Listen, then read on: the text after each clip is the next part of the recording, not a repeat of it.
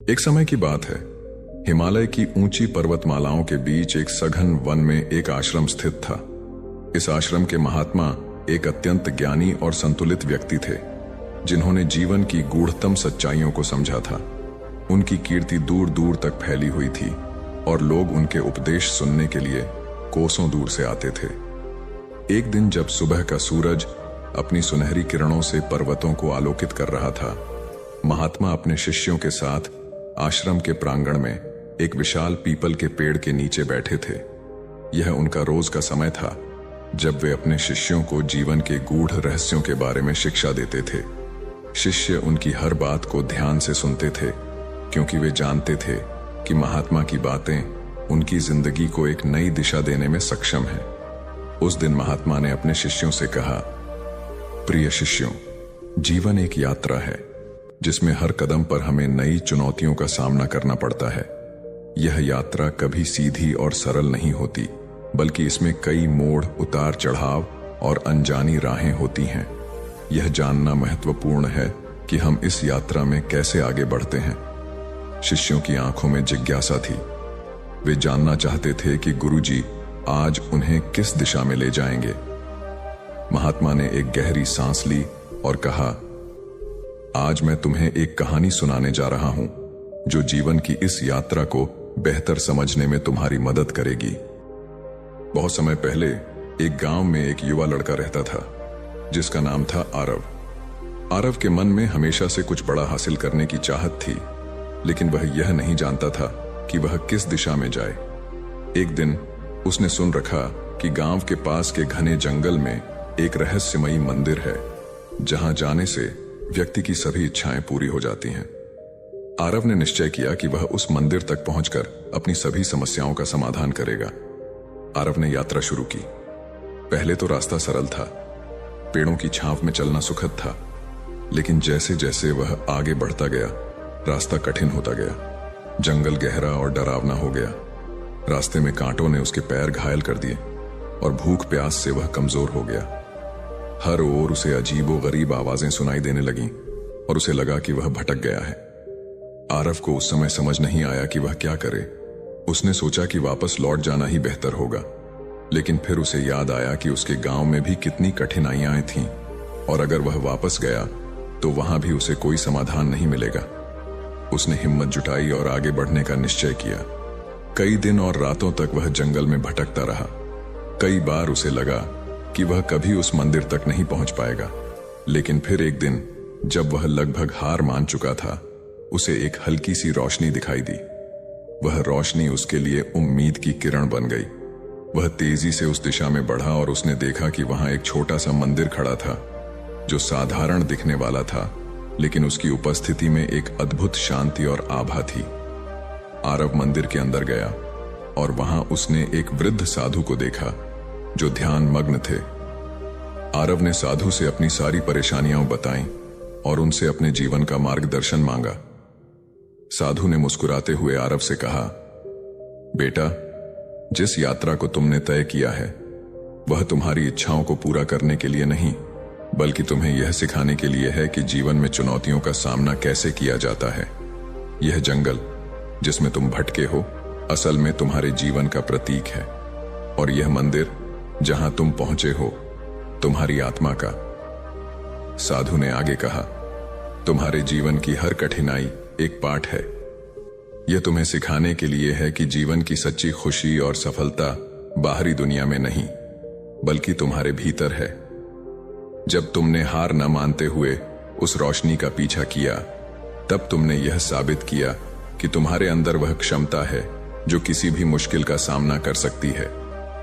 आरव ने उस दिन जाना कि जीवन का असली अर्थ अपने भीतर की यात्रा है, जिसे हमें समझना और स्वीकार करना है।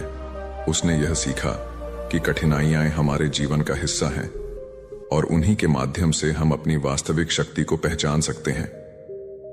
महात्मा ने कहानी समाप्त की और शिष्यों की ओर देखा, जिनकी आंखों में एक नई चमक थी। उन्होंने कहा, प्यारे शिष्यों, जीवन में हर परेशानी के पीछे एक सीख छिपी होती है। जिस तरह आरव ने जंगल की कठिनाइयों का सामना किया और अपनी मंजिल तक पहुंचा, उसी तरह हमें भी अपने जीवन की चुनौतियों का सामना करते हुए आगे बढ़ना चाहिए। याद रखो, असली खुशी और सफलता हमारे भीतर ही है और इसे हमें स्वयं खोजना है। महात्मा आनंद की बातें सुनकर शिष्य गहरे सोच में डूब गए। उन्हें अपने जीवन की यात्रा का नया अर्थ समझ आ चुका था। उस दिन से वे हर चुनौती का सामना एक नए आत्मविश्वास और साहस के साथ करने लगे, क्योंकि वे जान गए थे कि असली यात्रा बाहर की नहीं बल्कि भीतर की है। असल में हमारी जिंदगी का नियंत्रण हमारे ही हाथों में होता है। यह हमारे कर्म और हमारी सोच ही है जिससे हम खुश या दुखी होते हैं। हम अपने विचारों में थोड़ा सा बदलाव लाकर अपनी जिंदगी को पूरी तरह से बदल सकते हैं। जैसे एक मूर्तिकार अपनी कल्पना और कला से एक मामूली पत्थर के टुकड़े को एक खूबसूरत मूर्ति में बदल देता है।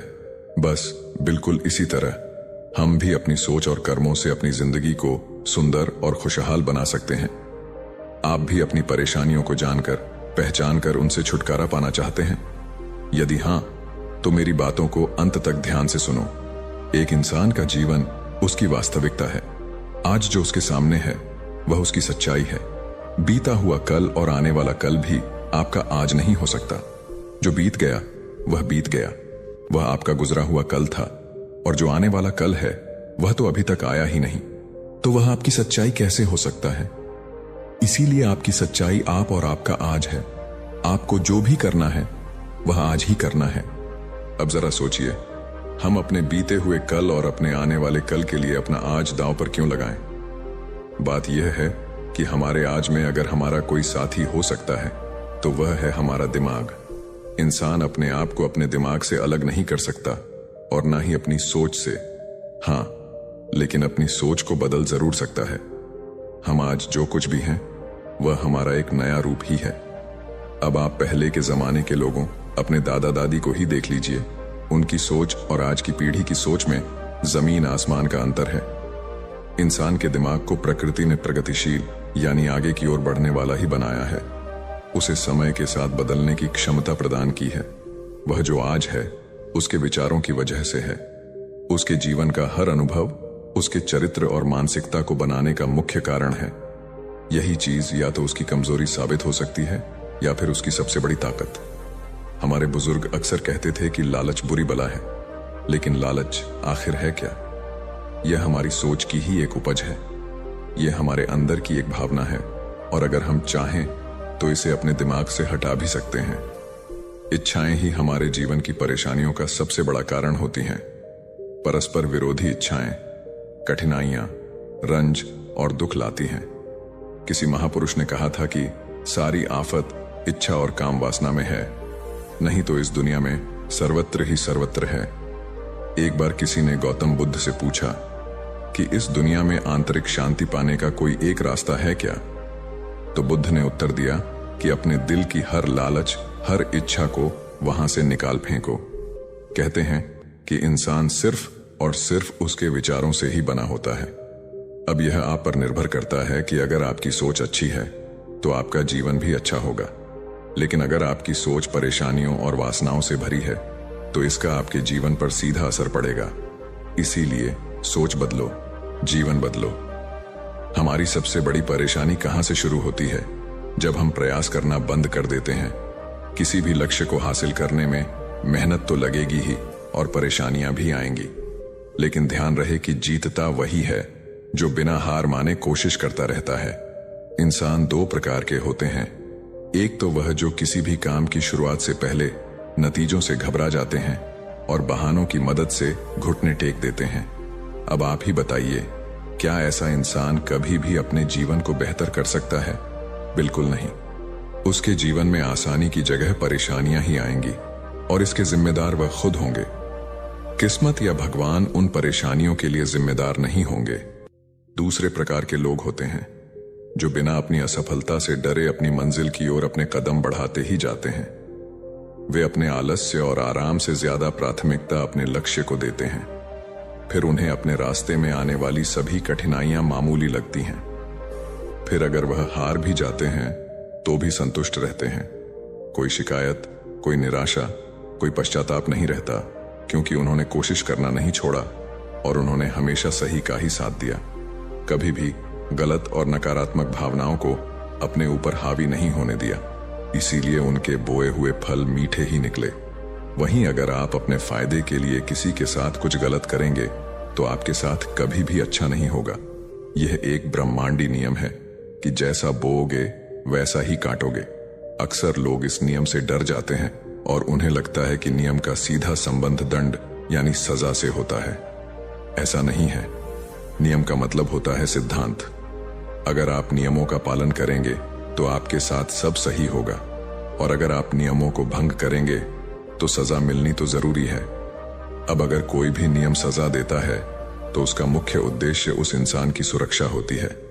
अब यह जो सर्वव्याप्त ब्रह्मांडी नियम है कि जैसी करनी वैसी भरनी, अगर आप इसका पालन करेंगे तो यह आपके लिए ही अच्छा है, और अगर इस नियम की अवहेलना करेंगे तो इसमें आपका ही नुकसान है।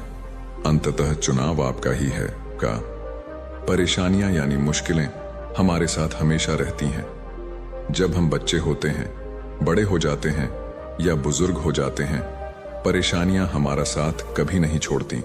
लेकिन जैसे जैसे हमारी उम्र बढ़ती है और हम अपने बीते सालों पर नजर डालते हैं, तब हमें वह गुजरा समय और उसकी परेशानियां काफी छोटी और सरल लगने लगती हैं। अब आप पढ़ाई को ही देखिए। जब हम विद्यालय में थे तब वहां की पढ़ाई हमें बहुत मुश्किल लगती थी, लेकिन जब बड़े हुए और असली दुनिया का सामना हुआ तब हमें एहसास हुआ कि छात्र जीवन तो हमारी जिंदगी का एक स्वर्णिम समय था। असल जंग तो अब शुरू हुई है। क्या आप जानते हैं ऐसा क्यों होता है? जिंदगी में मुश्किल भरा समय बीत जाने के बाद वह मुश्किल इतनी आसान क्यों लगने लगती है? क्योंकि तब तक हम उस परेशानी की गहराई को समझ चुके होते हैं, उसके आदी हो चुके होते हैं। अगर फिर से हमें वैसी ही मुश्किलों का सामना करना पड़े तो हम अपने पुराने अनुभव की वजह से उसे अच्छे से और ज्यादा चतुराई से संभाल सकते हैं। अचानक समस्या आ जाने पर घबरा जाना एक आम बात है, लेकिन हमें यहीं पर संभलना है। जब हम घबराते हैं तो गलतियां कर बैठते हैं। इसीलिए अपने दिमाग पर नियंत्रण रखना और उसमें चल रहे विचारों को समझना बहुत जरूरी है। अगर आपने यह रुकावट पार कर ली तो समझिए समस्या खत्म हो जाएगी। मानसिक स्थिरता सबसे जरूरी है, क्योंकि मुश्किल समय में आपको गलत तरीके अपनाने के विचार भी आ सकते हैं, लेकिन इन विचारों पर काबू पाना ही असल परीक्षा है। अगर आप अपनी परेशानियों का दोष दूसरों पर डालेंगे तो कभी भी उन परेशानियों से बाहर नहीं निकल पाएंगे। जीवन की आधी से ज्यादा परेशानियों का मुख्य कारण यही है कि इंसान अपने विचारों को और अपने दिमाग को सही से संतुलित नहीं कर पाता। किसी ने बिल्कुल ठीक ही कहा है कि आप सबसे ज्यादा धैर्य एक धैर्यहीन इंसान के साथ रहकर ही सीख सकते हैं। अगर आप उसके धैर्यहीन स्वभाव के साथ खुद भी अपना धैर्य खो देंगे तो फिर उस परिस्थिति का सामना कैसे कर पाएंगे? बिल्कुल यही संबंध हमारा और हमारी मुश्किलों का भी है।